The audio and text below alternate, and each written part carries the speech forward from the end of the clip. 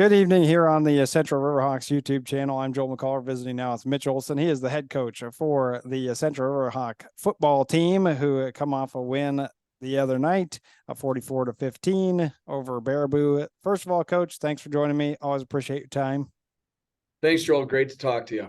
Well, it's a great win, overall for the Riverhawks. I know it started actually down 7-0 after a punt of the first drive, held Baraboo to a punt, bounced back 29-yard touchdown throw from Alvarado to Meyer. Shepard scored 2-yard touchdown run, which Meyer was 2 yards short of scoring on his 37-yard reception. That 44-yarder to Alvarado to Meyer, and then 17-yarder Alvarado to Meyer in that first half. I mean, your offense was certainly rolling, playing really well. Their up front obviously was pretty good, but their secondary had no answer for Henry Meyer.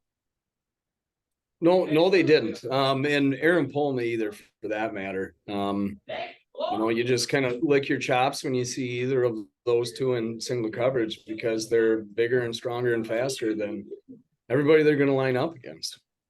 What do you see out of their offense too? Because limiting them to 7, I know they scored on their first drive, and I think it was in 4 or 5 plays. They also had really good field position playing that as they started at your 40, I think it was. So what were you guys seeing from their up front and their running game? Yeah. The strength of their team was their offensive line. And I thought that, that matched us and who we are pretty well too. So it was a little bit of a battle of strength on strength. I was just really pleased with how he handled it up front. Baraboo's really good on the offensive line. The number 52, I thought he was committed to Northern Illinois. His dad, he was actually the chain guy on our sideline. He said, "Hey, son's a nice player going to Northern Illinois." He said, "Well, maybe he's going to Cincinnati tomorrow." So he's visiting Cincinnati this weekend. And then, their right tackle is another kid that's a scholarship level offensive lineman. I thought that we handled that really well. Yeah, I completely agree. You were getting some guys in the backfield. I do know you were out with Carson Jones, so I'm going to mention Zach George, because I found out that he was actually playing a different position. What did you ask Zach to do differently on Friday night than he typically does as his role? Yeah, he's in our typical defense. He's a hybrid player, where he's sort of a mix between a defensive back and a linebacker. Seeing the double tight with 3 backs a lot this week.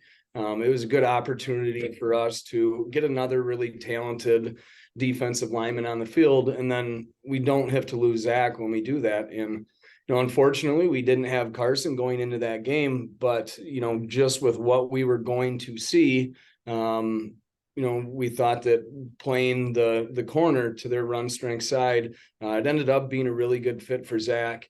And, the reason we were able to do that is, then we had to take Leo Orlikowski and play him out of position and put him back at safety. But, we've got a smart group, and those kids are seniors and they've played a lot of snaps now. So they're talented and they're smart enough that they can handle that. Yeah, then certainly George played really well. I know that Nami was talking to Coach Arnold after the game and realized what was, how things different, how they matched up and whatnot. Second half, I was just going to run through it. There was a punt by Central, then Baraboo ended up fumbling, and then Central was running all the way down the field through. Then Alvarado threw the pick, then Baraboo punted. That was the Meyer huge return all the way down to the 2. Alvarado scores in the next play, 2-yard touchdown, 36-7. Then Vittengall hit Brewster, 44-yard touchdown, make it 36-15.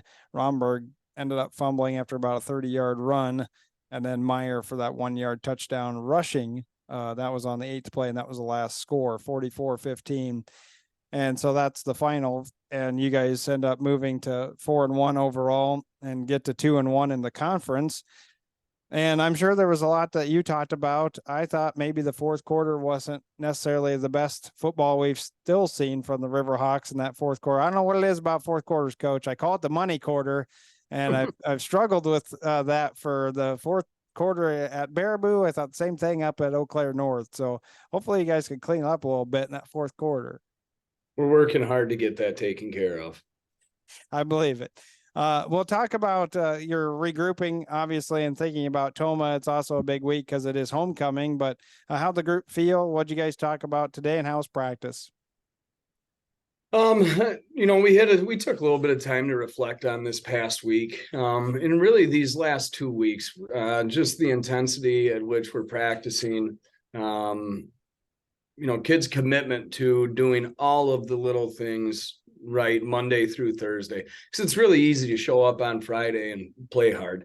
The difficult thing is to be engaged Monday through Thursday, and doing that in practice, watching film, doing all the right things off the field. And we've done a good job with that. And now we need to continue that for another week. And I think when people look at Tomah, they see the 2-3 record. But really they're 3 plays away from being 5-0 right now. They are a very good football team. And if the ball bounces a couple or a different way in a couple of those games, you're looking at a team that's probably ranked in, Division III that's playing really good football. So we just need to see them for what they are, not the 2-3 record. They're a really good football team that's got some tremendous athletes on the outside and a running back who's averaging almost 160 yards a game. So, I think that we have a mature group and they realize that. So I would expect us to have another good week of practice preparing for them. Yeah, you're exactly right. Tomah had snuck into the rankings, in fact, earlier in the season after their 2-0 start. And then, as you said, they've had some difficult losses, much like Logan, your final opponent of the year. We're going to talk about them, coming up in a few more weeks, which is crazy to think about that the season's about to end, but the regular season, that is. But yeah, you're exactly right with Tomah. I looked a couple things up. The one thing I was going to mention was because of it being homecoming week, there can be a lot of distractions. You just hit on it. You have a mature group. It's heavy in seniors, lots of senior leadership throughout your varsity roster. So you shouldn't have to worry about it. But how do you kind of eliminate some of those distractions and make sure that all of them get up to Thursday night's volleyball match too at Onalaska?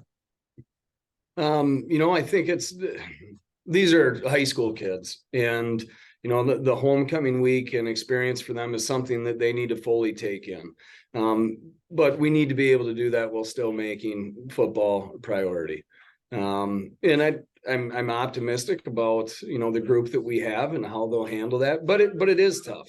There's a lot going on and it's a really fun time for the kids. And then the kids don't have school on Friday either. So that, we're creatures of habit and we really like that routine.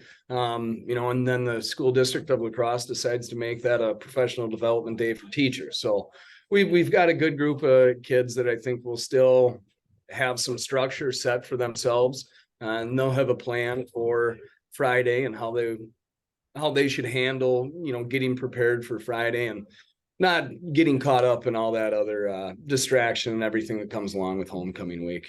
Yeah, completely agree. Gotta embrace it, but at the same time, still gotta focus out the task at hand, which is on Friday night.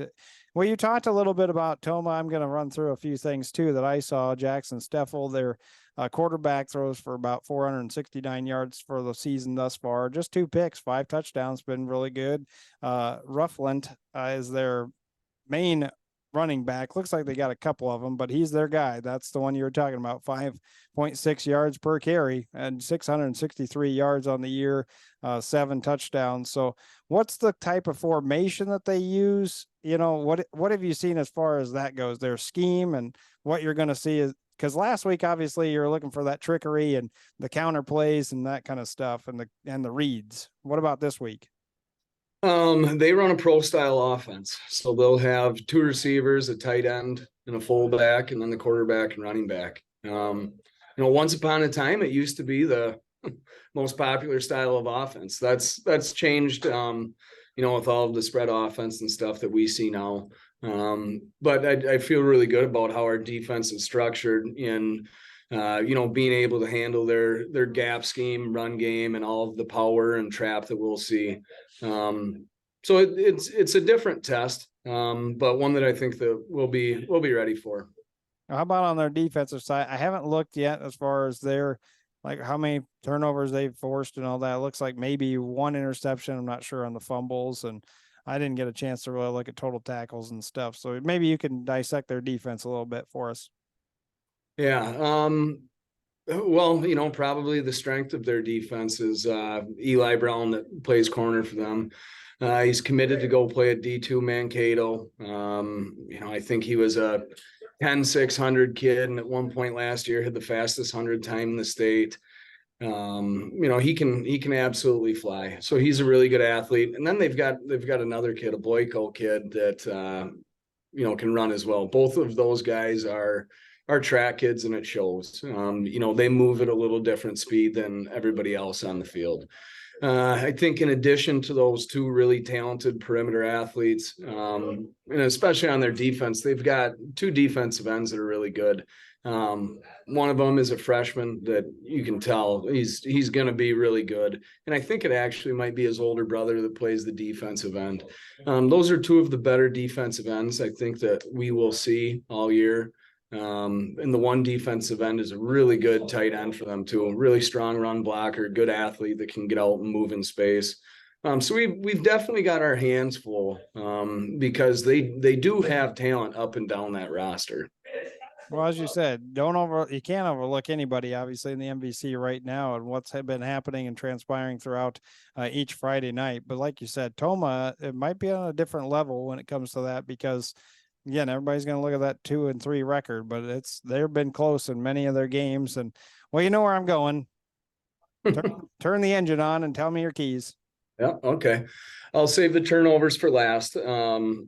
I think that we need to do a good job taking care of Rufflet. That is kind of the straw that stirs the drink a little bit for them. So, he's been really successful running the ball for almost 160 a game.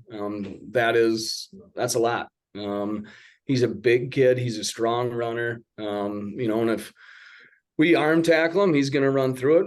So we've got a gang tackle, get as many kids the ball as possible. So we need to be able to take care of Rufflet, the running back, not let him get rolling. And then we can't give up any big plays with those receivers. Those are two of the fastest kids in the state. So, if they get a step on you and get behind you, we're going to be in trouble. So we've got to keep those two in check. Offensively, we got to take care of the ball, Joe. Just, keep pounding it down the field. If a matchup presents itself with Henry or Aaron, we will get them their touches. But, I think our offensive line is playing really well. And I would hope for us to be able to establish the run and kind of pound it down the field a little bit. Well, I'm certainly looking forward to the game. Of course, there is the parade as well. That'll be coming up later in the week for homecoming. So get ready for that. And on football Friday night at UWL, we'll be bringing the matchup between the Central Riverhawks and Tomah Timberwolves. Thank you so much, Coach, for joining me. Do appreciate your time. Good talking to you, Joel. Yep, that's Coach Mitch Olson then for the Central Riverhawk football team. And I'm going to mention one thing and then I'll let him go too.